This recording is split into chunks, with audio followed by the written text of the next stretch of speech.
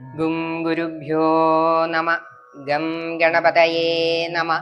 Some സരസ്വത്യൈ നമ. ഓം നമോ ഭഗവതേ വാസുദേവായ. ദശകം 25 നരസിംഹാവതാരം. സ്തംഭേ ഘട്ടയതോ ഹിരണ്യകശിപോ കർണൗ സമാചൂർണയൻ ആകൂർണ ജഗദണ്ഡകുണ്ടകുഹരോ ഘോരസ്തവാഭൂദ്രവ. ശ്രുത്വായം കില ദൈത്യരാജഹൃദയേ പൂർവം കദാപ്യശ്രുതം കമ്പ കശ്ചന സംവപാദചലിതോപി അംഭോജഭൂവിഷ്ടരാ.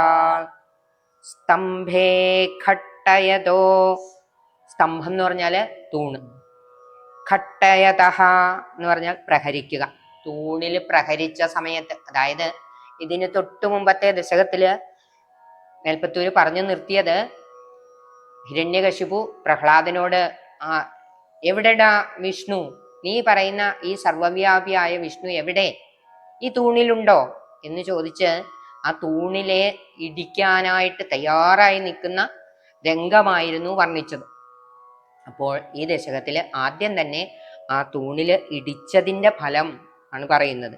ആ സ്തംഭത്തില് ഘട്ടയതഃ ഇടിച്ച സമയത്ത് എന്ത് സംഭവിച്ചു? കാതുകളെ തവിടുപൊടിയാക്കുന്നതും കർണവും സമാചൂർണയൻ. ചൂർണം എന്ന് പറഞ്ഞ പൊടി, കാതുകൾ പൊടിഞ്ഞു പോണ ശബ്ദം. ആകൂർണ ജഗദണ്ഡകുണ്ടകുഹരോ. ബ്രഹ്മാണ്ടമാകുന്ന മഹാപാത്രത്തിന്റെ ഉൾഭാഗമെല്ലാം ഇട്ടു വട്ടം തിരിക്കുന്നതും. അതായത് ഒരു കുടത്തിനകത്തേക്ക് നമ്മൾ, വലിയൊരു കുടമാണ് ഈ ബ്രഹ്മാണ്ടം എന്ന് സങ്കല്പിച്ചാൽ, അതിനകത്തേക്ക്, ഒരു കുടത്തിനകത്തേക്ക് നമ്മൾ ഒരു ശബ്ദം പുറപ്പെടുവിച്ചാൽ അത് ആ കുടത്തിനകത്തെല്ലാം വട്ടം തിരിഞ്ഞ് പുറത്തേക്ക് വരും. അത് പ്രതിധ്വനിയായിട്ട് പുറത്തേക്ക് വരും. അതുപോലെ അതിഭയങ്കരമായൊരു ശബ്ദം. ആ പാത്രത്തിന്റെ ഉൾഭാഗമെല്ലാം ഇട്ട് വട്ടം തിരിയുന്നതും അതിഭയങ്കരവുമായ ഒരു ഒച്ച അങ്ങയുടേതായിട്ടുണ്ടായി. ആ ശബ്ദത്തിന്റെ പ്രതിധ്വനി കേൾക്കുന്നത് പോലെ ഒരു കുടത്തിന്റെ അകത്തേക്ക് നമ്മൾ പുറപ്പെടുവിക്കുന്ന ശബ്ദം അതിൽ വട്ടം കറങ്ങി പുറത്തേക്ക് അതിഭയങ്കരമായ ശബ്ദമായിട്ട് വരുന്നത് പോലെയാണ് അത് കേട്ടവർക്കൊക്കെ തോന്നിയത്. പൂർവം കദാപി അശ്രുതം. മുമ്പൊരിക്കലും കേട്ടിട്ടില്ലാത്ത ശബ്ദം. പൂർവം എന്ന് പറഞ്ഞാൽ മുമ്പ്, കദാപി ഒരിക്കലും. അശ്രുതം, ശ്രുതം എന്ന് പറഞ്ഞാൽ കേട്ടിട്ടുള്ളത്, അശ്രുതം അതിന്റെ വിപരീതം, കേട്ടിട്ടില്ല. അങ്ങനെയുള്ള ഈ ശബ്ദം കേട്ടിട്ട് ഹിരണ്യകശിപുവിന്റെ ഉള്ളില് എന്തെന്നില്ലാത്ത ഒരു വിറയൽ കലശലായി ചാടി വീണു. ദൈത്യരാജഹൃദയേ പൂർവം കദാപ്യശ്രുതം കമ്പ. മുമ്പ് കേട്ടിട്ടില്ലാത്ത ഈ ശബ്ദം കേട്ടിട്ട് ആ ദൈത്യരാജനായ അസുര രാജാവായ ഹിരണ്യകശിപുവിന്റെ ഉള്ളില് എന്തെന്നില്ലാത്ത ഒരു ഭയം ഉണ്ടായി, വിറയലുണ്ടായി. കമ്പ കശ്ചന സംവപാദ ചലിതോപി അംഭോജഭൂർവിഷ്ടരാത്. അംഭോജഭൂ എന്ന് പറഞ്ഞാൽ കമലഭൂ, അതായത് താമരപ്പൂവിൽ ഉണ്ടായ ആളതാരാണ്? ബ്രഹ്മാവ്. ബ്രഹ്മാവ് ഇരിപ്പിടത്തിൽ നിന്ന് താഴെ വീണു ഈ ശബ്ദം കേട്ട്.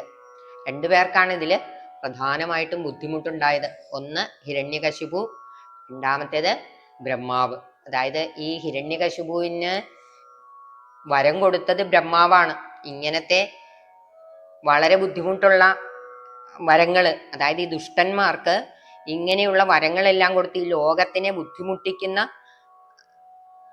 ആള്, അല്ലെങ്കിൽ അതിന് കാരണക്കാരനായ ബ്രഹ്മാവിനും ഭഗവാൻ ഒരു കൊട്ടു കൊടുത്തതാണ്. ഇരിപ്പിടത്തിൽ നിന്ന് പോലും ഇളകിപ്പോയി ബ്രഹ്മാവ് പോലും. അംഭോജഭൂ വിഷ്ടരാത്. വിഷ്ടരം എന്ന് പറഞ്ഞാല് ഇരിപ്പിടം. ഇരിപ്പിടത്തിൽ നിന്ന് ഇളകി താഴെ പോയി, കസേരയിന്ന് താഴെ പോയി ബ്രഹ്മാവ്. സത്യലോകത്തിരിക്കുന്ന ബ്രഹ്മാവ് താഴെ പോയി ഈ ശബ്ദം കൊണ്ട്. അതാണ് ഈ ഒന്നാം ശ്ലോകത്തില് പറയുന്ന കാര്യങ്ങള്. നമുക്കിനി രണ്ടാം ശ്ലോകം നോക്കാം. ദൈത്യേദിഷു വിസൃഷ്ടചക്ഷുഷി മഹാ സംരംഭണി സ്തംഭദ സംബോധം ന മൃഗാത്മകം ന മനുജാരം വപുസ്തേ വിഭോ കിം കിം ഭീഷണമേതദത്ഭുതമിതി ഉത്ഭ്രാന്തചിത്തേ സുരേ വിസ്ഫുർജദ്ധവളോഗ്രരോമവികസ ഭസ്മാ സമാജം വൃഥാ. നാരായണ നാരായണ നാരായണ നാരായണ നാരായണ നാരായണ നാരായണ കൃഷ്ണ നാരായണ നാരായണ നാരായണ. ഗോവിന്ദനാമ സങ്കീർത്തനം ഗോവിന്ദ ഗോവിന്ദ. ദൈത്യേ ദിക്ഷു വിസൃഷ്ട ചക്ഷുഷി. വല്ലാതെ ക്രുദ്ധനായി തീർന്ന അസുരൻ നാലുപാടും കണ്ണയക്കവേ ദിക്ഷു എന്ന് പറഞ്ഞ ദിശകളില്, 4 ദിശയിലും നോക്കി. എന്താണ് ഇവിടെ സംഭവിച്ചത് എന്നറിയാൻ മേലാതെ ഈ ശബ്ദം എവിടുന്ന കേട്ടത് എന്നുള്ള രീതിയിൽ വിസൃഷ്ട ചക്ഷുഷി ചുറ്റും നോക്കി. മഹാസംരംഭിണി സ്തംഭത. അപ്പോൾ ആ സ്തംഭത്തില് ഒരു രൂപം കണ്ടു. സംഭൂതം ന മൃഗാത്മകം. ആ തൂണില് മൃഗവുമല്ല, മൃഗാത്മകം ന മൃഗാത്മകം, മൃഗമല്ലാത്തതും ന മനുജാകാരം, മനുജനുമല്ലാത്തത്. സംഭൂതം, ആ തൂണില് ഉണ്ടായി നിൽക്കുന്നു ഒരു രൂപം. അത് മൃഗവുമല്ല.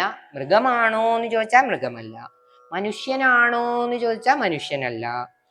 അങ്ങനെയുള്ള ഒരു ശരീരം. വപുസ് എന്ന് പറഞ്ഞാൽ ശരീരം. അങ്ങയുടെ അങ്ങനത്തെ ഒരു രൂപമാണ് ഈ ദൈത്യൻ അസുരൻ കണ്ടത്, ഈ ഹിരണ്യകശിപു ആ തൂണിൽ കണ്ടത്. ഈ തൂണിലുണ്ടോ, നിന്റെ വിഷ്ണു ഈ തൂണിലുണ്ടോ എന്ന് ചോദിച്ചാണ് അസുരൻ ആ തൂണിലിടിച്ചത്.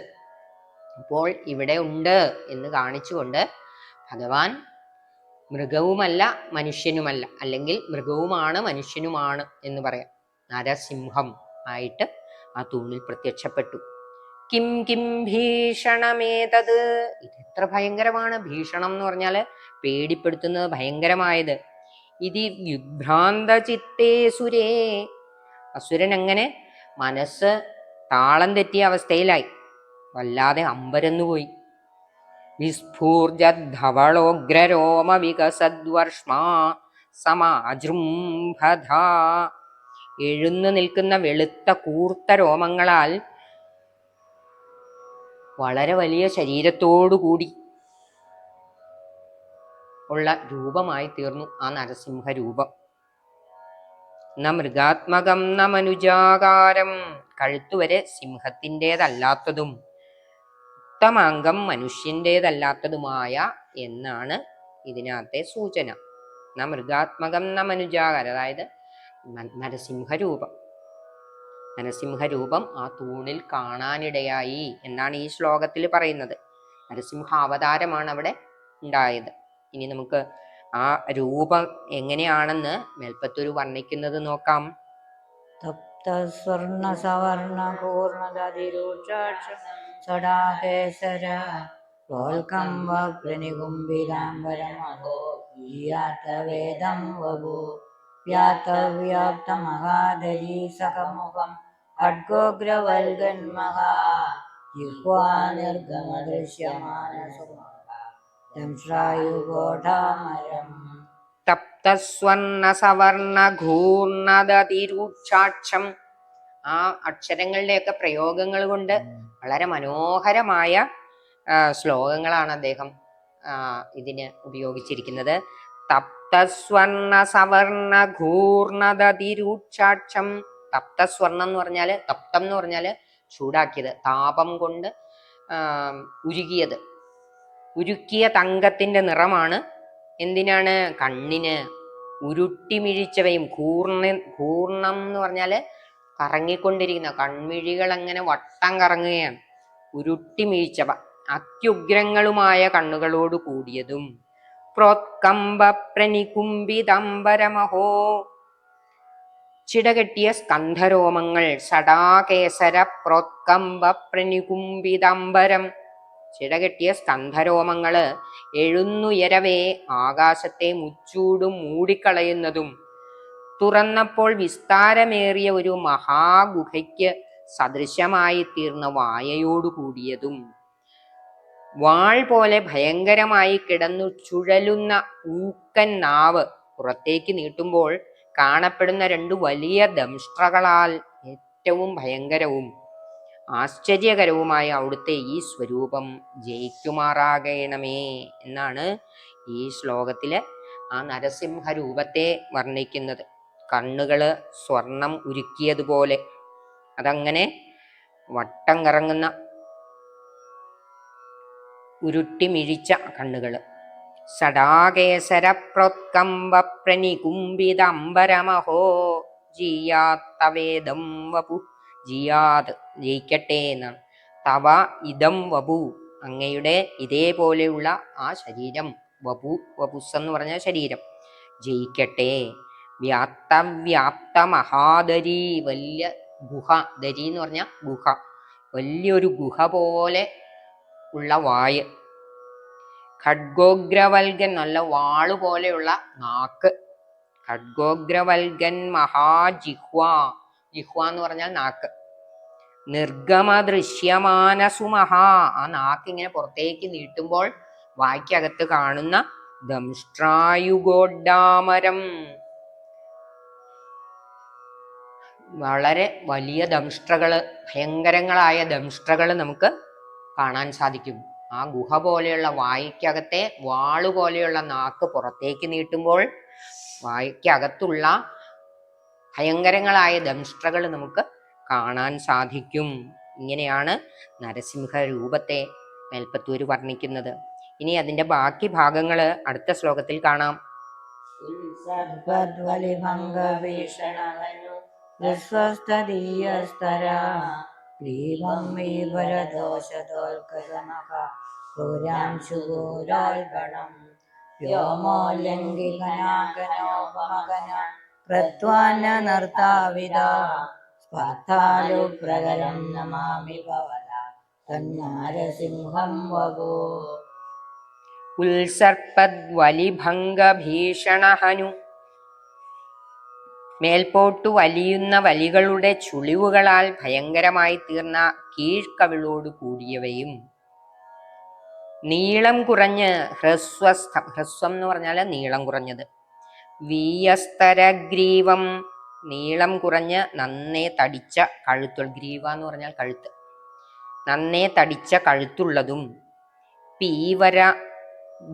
പീവരദോഷതോദ്ഗത നഖ ക്രൂരാംശുദൂരോൽബണം തടിച്ച അനേകം കൈകളിലെ നഖങ്ങളിൽ നിന്ന് പ്രസരിച്ചവയും തീക്ഷ്ണങ്ങളുമായ രശ്മികളാൽ അതിഭീഷണവും.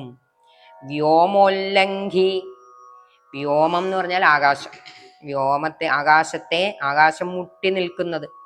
ഖനാഖനോപമഖന മഴ പെയ്യാൻ ഒരുങ്ങിയ മേഘങ്ങളുടെ ഇടിമുഴക്കത്തിനു തുല്യമായ അട്ടഹാസത്താൽ ഖനാഖനോപമഖന പ്രധ്വാനം എന്ന് പറഞ്ഞാല് ആ ഇടിമുഴക്കം. നിർധാവിത സ്പർദ്ധാലുപ്രകരം അങ്ങനെയുള്ള ഇടിമുഴക്കം പോലെയുള്ള അട്ടഹാസം.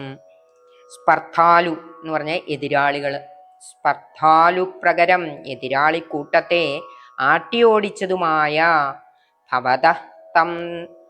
ഭവത തന്നാരസിംഹം വപു അങ്ങനെയുള്ള അങ്ങയുടെ നരസിംഹരൂപത്തെ ഞാൻ നമിക്കുന്നു, നമാമി വണങ്ങുന്നു, നമസ്കരിക്കുന്നു എന്നാണ് ഈ ശ്ലോകത്തിൽ വിവരിക്കുന്നത്. ഇനി നമുക്ക് അടുത്ത ശ്ലോകം നോക്കാം.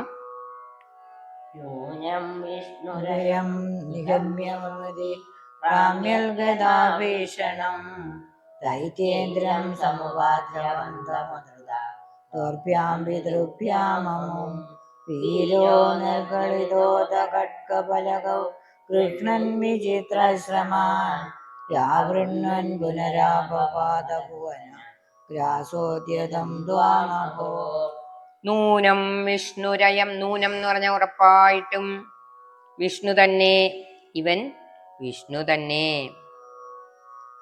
നിഹന്മ്യമുമിതി, നിഹനിക്കുക എന്ന് പറഞ്ഞാൽ കൊല്ലുക, ഇവനെ ഞാൻ കൊല്ലും. നിഹന്മ്യമുമിതി ഭ്രാമ്യഗദാഭീഷണം, ഭ്രാമ്യത് എന്ന് പറഞ്ഞ ഗദ ചുഴറ്റിക്കൊണ്ട് ഭയങ്കരനായി ഓടി അണയുന്ന ആ അസുരരാജനെ, അതായത് ഹിരണ്യകശിപു, ദൈത്യേന്ദ്രനെ,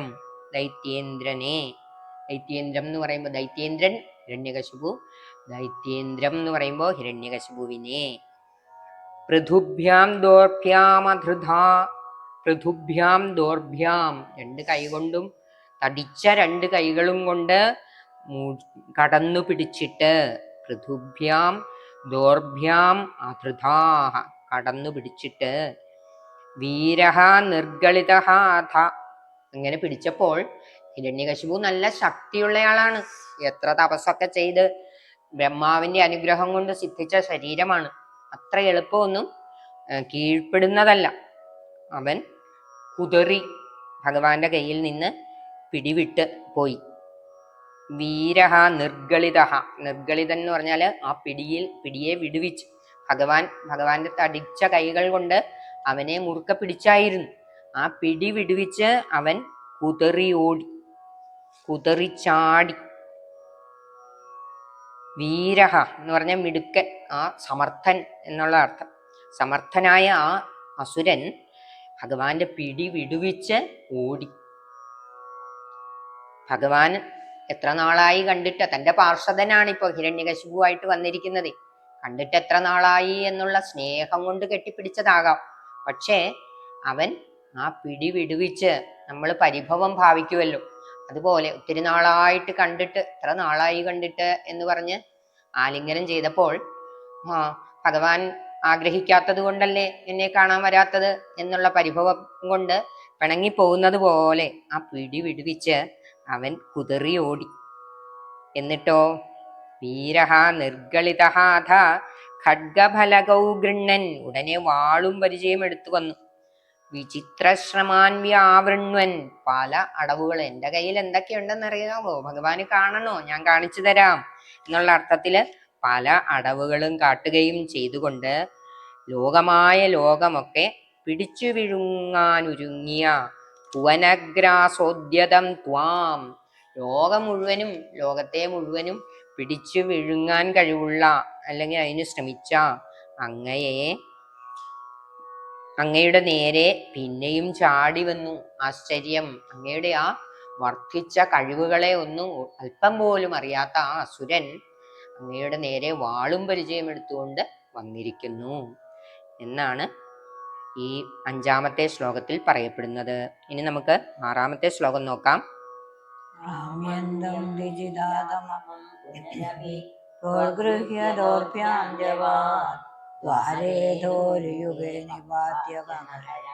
ഉൽക്കായ വക്ഷോ ഭുവി നിർഭിന്നന്നതിഗർഭ നിർഭരകള രക്താംബുബത്തോത്സവം പായം പായമുദൈരയോ ബഹുജഗ സംഹാരി സിംഹാരവാൻ.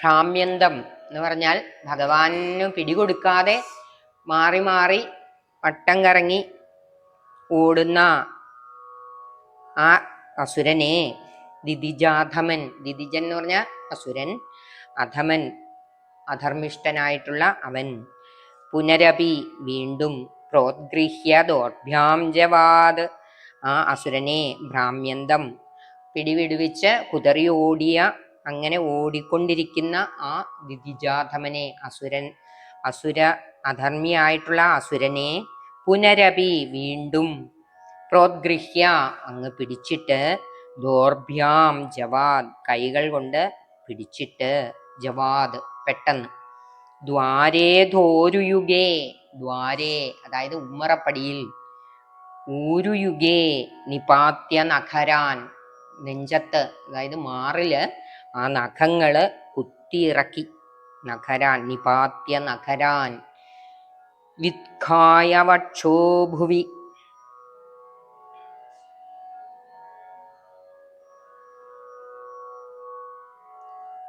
നിർഭിന്ദൻ അധിഗർഭ നിർഭരകളദ്രക്താംബുബദ്ധോത്സവം. അപ്പൊ എന്ത് സംഭവിച്ചു? ആ മാറിൽ ചുടുചോര അങ്ങനെ ഒഴുകാൻ തുടങ്ങി. മാറിടത്തിൽ നഖങ്ങൾ അമർത്തി താഴ്ത്തി പിളർന്നു. ഉള്ളിൽ നിന്ന് കുട്ടുകുട്ടയെ ചുടുചോര ബഹുരസമായി തുടരെ തുടരെ അങ്ങ് പാനം ചെയ്തു. ആ ചുടുചോര കണ്ട് ഭഗവാൻ ഒരു സിംഹത്തിനെ പോലെ ആ ചോര പാനം ചെയ്തു. ജഗൽ സംഹാരി സിംഹാരവാൻ, ലോകങ്ങളെയെല്ലാം ഛിന്ന ഭിന്നമാക്കുമാറുള്ള സിംഹനാദങ്ങളെ അങ്ങ് ധാരാളമായി പുറപ്പെടുവിച്ചു. ജഗൽ സംഹാരി സിംഹാരവാൻ ബഹു ഉദൈരയ പായംപായമുദൈരയോ, ഈ രക്തത്തെ ഇങ്ങനെ പാനം ചെയ്തുകൊണ്ട് ഇടയ്ക്കിടയ്ക്ക് സിംഹത്തിന്റെ അലർച്ചയും പുറപ്പെടുവിച്ചുകൊണ്ടിരുന്നു. ഇനി നമുക്ക് 7ാമത്തെ ശ്ലോകം നോക്കാം. त्यक्त्वातं हलमाशु रक्तलहरी स्निग्धोन्नमद्वर्ष्मणि प्रत्युल्पत्य समस्तदैत्यपडले चाखाद्यमाने त्वयि भ्राम्यल्भूमिविगम्बिताम्बुधिकुलं व्यालोलशैलोल्करं प्रोत्सर्पत्कजरं जराजरमहो युष्टामवस्थां ददौ. ത്വയി ആശു ഹതം ത്യക്ത്വാ, അവിടുന്ന് ക്ഷണത്തിൽ കൊന്നുകളഞ്ഞ ആ ഹിരണ്യകശിപുവിനെ വിട്ടും വെച്ച്, അങ്ങനെ ആ ചോരയൊക്കെ കുടിച്ച് നെഞ്ചു പിളർന്ന് ശവശരീരമായി തീർന്ന ആ ഹിരണ്യകശിപുവിന്റെ ദേഹത്തെ ഉപേക്ഷിച്ച് രക്തലഹരി സിക്തോന്നമദ്വർഷ്മണി, ചോര വീണ് നനഞ്ഞതും പൊന്തി ഉയരുന്നതുമായ ശരീരത്തോടെ കുതിച്ചു ചാടിയിട്ട് നേരെ വരുന്ന സകല ദൈത്യ സമൂഹത്തെയും വീണ്ടും വീണ്ടും കടിച്ചുടയ്ക്കവേ സമസ്ത ദൈത്യ പ്രത്യുത്പത്യ, അതായത് പ്രത്യാക്രമണം ചെയ്തു. നേരെ വരുന്ന ഹിരണ്യകശിപുവിന്റെ സൈന്യം, ഹിരണ്യകശിപുവിനെ കൊന്നു എന്നറിഞ്ഞപ്പോൾ വിശ്വസ്തരായ സേവകര് നരസിംഹസ്വരൂപിയായ അവിടുത്തോട് യുദ്ധം ചെയ്യാനായിട്ട് പുറപ്പെട്ടു. അവരെയെല്ലാം പിടിച്ച് കാടിച്ച് കൊന്നുകളഞ്ഞു. ആശ്ചര്യമേ അഹോ ചരാചരം ദുസ്താമവസ്ഥാം ദധൗ, ആശ്ചര്യമേ സ്ഥാവര ജംഗമാത്മകമായ ഈ ജഗത്താകെ വല്ലാത്ത അവസ്ഥയെ പ്രാപിച്ചു. ഭ്രാമ്യദ്ഭൂമി, ഭൂമി കിടന്ന് വട്ടം കറങ്ങാൻ തുടങ്ങി. വല്ലാതെ, സാധാരണ രീതിയിൽ കറങ്ങുന്നുണ്ട്, അത് ഒരു ക്രമമനുസരിച്ച്. ഇത് ക്രമമൊക്കെ തെറ്റി കറങ്ങാൻ തുടങ്ങി. ഭ്രാമ്യദ്ഭൂമി വികമ്പിത അമ്പുധികുലം, അമ്പുധി എന്ന് പറഞ്ഞ സമുദ്രം, സമുദ്രമൊക്കെ അങ്ങോട്ട് ഇളകി മറിഞ്ഞു. വ്യാലോല ശൈലോത്കരം, പർവ്വതങ്ങളൊക്കെ കുലുങ്ങി. പ്രോത്സർപ്പദ്ഘജരം, തെറ്റിത്തെറിക്കുന്ന ജ്യോതിർഗോളങ്ങളോട് കൂടിയിട്ട്, ജ്യോതിർഗോളങ്ങളൊക്കെ ഒരു ക്രമത്തിൽ അങ്ങനെ കറങ്ങിക്കൊണ്ടിരിക്കുകയാണ്, സഞ്ചരിച്ചുകൊണ്ടിരിക്കുകയാണ്. ക്രമം തെറ്റിയാൽ അവർ തമ്മിൽ കൂട്ടിയിടിക്കാനും അപകടങ്ങൾ വളരെ പ്രപഞ്ചത്തെ തന്നെ ഇല്ലാതാക്കുന്ന സന്ദർഭങ്ങളൊക്കെ ഉണ്ടാവാൻ സാധ്യതയുണ്ട്. അങ്ങനെയുള്ള ഒരു ദുരവസ്ഥയെ പ്രാപിച്ചു. തെറ്റിത്തെറിക്കുന്ന ജ്യോതിർഗോളങ്ങളോട് കൂടിയതുമായിട്ട് പ്രോത്സർപ്പദ്ഘജരം ചരാചരമഹോ ദുസ്ഥാം അവസ്ഥാം ദധൗ, നില തെറ്റിയ ഒരു മട്ടിലായി തീർന്നു. പ്രപഞ്ചമൊക്കെ ഇപ്പോ ഇല്ലാതായി പോകുമോ എന്ന് സംശയം തോന്നുന്ന വിധത്തിലുള്ള ഒരു വിഷമാവസ്ഥയെ പ്രാപിച്ചു എന്നാണ് ഈ ശ്ലോകത്തിൽ വർണ്ണിക്കുന്നത്. ഇനി നമുക്ക് അടുത്ത ശ്ലോകം നോക്കാം. താവന്മാംസവപാകരാളവപുഷം ഘോരാന്ത്രമാലാധരം ത്വാം മധ്യേ സഭമിത്തരോഷമുഷിതം ദുർവാരഗുർവാരവം അഭ്യേതും ന ശശാക കോപി ഭുവനെ ദൂരെ സ്ഥിതാ ഭീരവ സർവേ ശർവവിരിഞ്ച വാസവമുഖ പ്രത്യേകമസ്തോഷത. താവത് എന്ന് പറഞ്ഞാൽ ആ സമയത്ത്, ആ ഘട്ടത്തിൽ, മാംസവപാകരാളവപുഷം,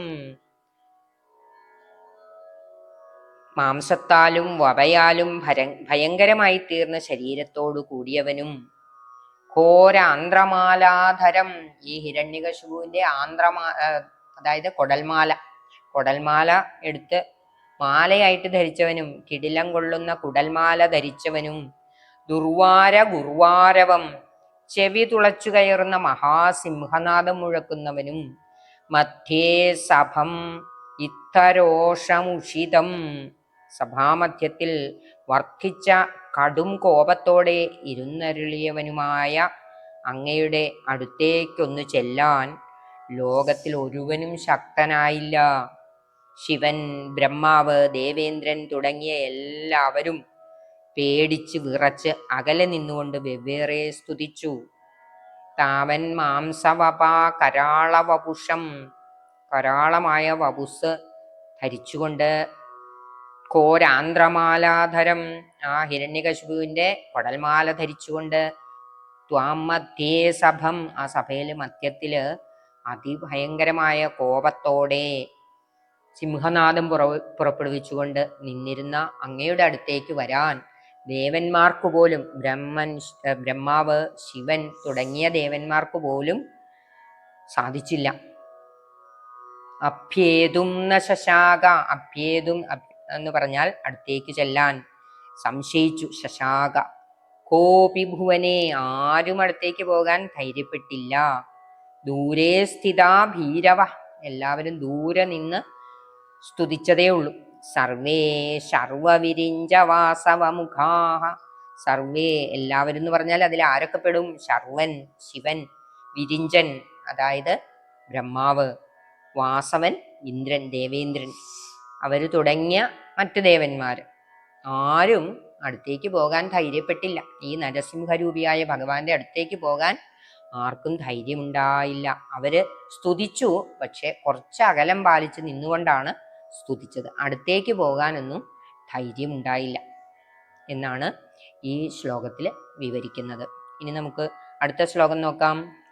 ഭൂയോപ്യക്ഷതരോഷധാംനി ഭവതി ബ്രഹ്മാജ്ഞയാ ബാലകേ പ്രഹ്ലാദേ പദയോർനമത്യപഭയേ കാരുണ്യഭാരാകുല ശാന്തസ്ത്വം ഗരമസ്യ മൂർധ്നി സമധാ സ്തോത്രൈരധോൽഗായത തസ്യാകാമധിയോപി തേ നിധവരം ലോകായ ചാനുഗ്രഹം. ഭൂയോപി എന്ന് പറഞ്ഞാൽ വീണ്ടും, അതായത് പിന്നെയും സ്തുതിക്കപ്പെട്ടിട്ടും അവിടുന്ന് അടങ്ങാത്ത കടും കോപത്തിന് ആശ്രയമായി നിലകൊണ്ടു. ബ്രഹ്മാജ്ഞയാ ബാലകേ, ബ്രഹ്മാവ് ആലോചിച്ചു ഇനിയിപ്പൊ എന്തു ചെയ്യണം, എങ്ങനെ ഈ കോപത്തെ ഒന്ന് അടക്കും. ലക്ഷ്മിയോട് പറഞ്ഞു നോക്കി. ലക്ഷ്മി വന്നു നോക്കി. ഭാര്യയാണല്ലോ. ചിലര് എല്ലാ ആൾക്കാരെയും വിറപ്പിക്കുന്ന കഴിവുള്ള ആൾക്കാരുണ്ട്, പക്ഷെ അവര് ഭാര്യയുടെ മുമ്പിൽ പൂച്ചയാവും. ഇവിടെ ലക്ഷ്മി ദേവി വന്നിട്ടും ഭഗവാന് യാതൊരു ഭാവമാറ്റവുമില്ല. ലക്ഷ്മി ദേവി പോലും പേടിച്ചുപോയി. അങ്ങനെ ഇരിക്കെ ഇനി എന്തു വേണം എന്ന് ബ്രഹ്മാവ് ആലോചിച്ചപ്പോൾ പെട്ടെന്ന് അദ്ദേഹത്തിന് തോന്നി, പ്രഹ്ലാദനോട് പറഞ്ഞാലോ. പ്രഹ്ലാദനോടുള്ള കാരുണ്യം കൊണ്ടല്ലേ ഭഗവാൻ ഇപ്പോൾ ഇവിടെ ഇങ്ങനെ ഈ രൂപത്തിൽ പ്രത്യക്ഷപ്പെട്ടതും ഈ ഹിരണ്യകശിപുവിനെ നിഗ്രഹിച്ചതും. അങ്ങനെയാണെങ്കിൽ പ്രഹ്ലാദനോട് ഭഗവാന് കോപമൊന്നും ഉണ്ടാവുകയില്ലല്ലോ. പ്രഹ്ലാദനെ കാണുന്ന മാത്രയിൽ തന്നെ ഭഗവാൻ ശാന്തനായി തീരാൻ സാധ്യതയുണ്ട് എന്ന് മനസ്സിലാക്കിയ ബ്രഹ്മാവ് പ്രഹ്ലാദനോട് പറയുകയാണ്, ഭഗവാനെ സ്തുതിക്കൂ, ഭഗവാന്റെ അടുത്തേക്ക് ചെന്ന് നമസ്കരിക്കൂ എന്ന് പറയുമ്പോൾ അപഭയേ, ഒരു അല്പം പോലും ഭയമില്ലാതെ. സിംഹത്തിനെ മറ്റുള്ളവർക്കൊക്കെ ഭയമാണ്, പക്ഷെ സിംഹക്കുട്ടിക്ക് സിംഹ അമ്മയോട് പേടിയുണ്ടാവുമോ? ഒരല്പം പോലും പേടിയുണ്ടാവില്ല. സിംഹത്തിന്റെ കുഞ്ചിരോമത്തിലും കഴുത്തിലും എല്ലാം കയറി കുത്തിമറിഞ്ഞ് കളിക്കും സിംഹത്തിന്റെ കുട്ടിയാണെങ്കിൽ. അതുപോലെ ഈ പ്രഹ്ലാദൻ തന്നെ രക്ഷിക്കാനായിട്ട് ഈ രൂപം ധരിച്ചു വന്ന ഭഗവാനെ അല്പം പോലും ഭയപ്പെട്ടില്ല. ഭഗവാന്റെ ഈ ഫാൻസി ഡ്രസ്സ് ആസ്വദിക്കുകയായിരുന്നു പ്രഹ്ലാദൻ. അങ്ങനെ ഭഗവാന്റെ മുമ്പില് നമസ്കരിച്ച് എഴുന്നേറ്റ് നിന്ന് സ്തുതിക്കാൻ തുടങ്ങിയപ്പോൾ ഭഗവാൻ കാരുണ്യഭാരാകുല, കാരുണ്യം കൊണ്ട് നിറഞ്ഞവനായി തീർന്നു, പരവശനായി, കാരുണ്യഭാരം കൊണ്ട് ആകുലനായി. ആകുലൻ എന്ന് പറഞ്ഞ ദുഃഖിത, കാരുണ്യ വർഷം ഉണ്ടായി. അങ്ങനെ ശാന്തനായി, പെട്ടെന്ന് തന്നെ ശാന്തനായി തീർന്നു.